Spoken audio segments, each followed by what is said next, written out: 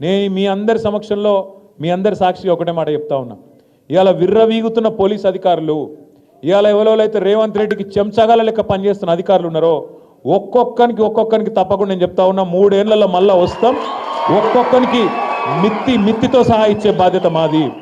మీ సూర్యాపేటలో నల్లగొండలో కూడా ఎవడన్నా ఎక్స్ట్రాలు చేస్తే వాడు ఎవడన్నా కానీ కలెక్టర్ కానీ వాని అయ్య కానీ ఎవడన్నా కానీ ఎక్స్ట్రాలు చేస్తే వాళ్ళకి చెప్పండి, పేరు రాసి పెట్టుకోండి. నేను పక్కా చెప్తున్నా 3 ఏళ్లలో మీ అందరి దయతో తెలంగాణ ప్రజల ఆశీర్వాదంతో తిరిగి కేసీఆర్ గారు ముఖ్యమంత్రి అవుతారు.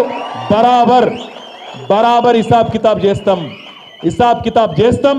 ఇలా ఎగిరెగిరి పడుతున్న కాంగ్రెస్ నాయకులు, వాళ్ళకు తొత్తులుగా పనిచేస్తున్న కొంతమంది పోలీసులు తప్పకుండా మిత్తితో సహా ఇచ్చే బాధ్యత నాది అనే మాట నేను విజ్ఞప్తి చేస్తా ఉన్నా. ఎవన్ అయ్యకు భయపడేది లేదు. రేవంత్ రెడ్డి కాదు వాని తాత జేజమ్మ దిగొచ్చిన మళ్ళా కేసీఆర్ గారు ముఖ్యమంత్రి కావడాన్ని ఎవడూ అడ్డుకోలేడు. ఇది వాస్తవం.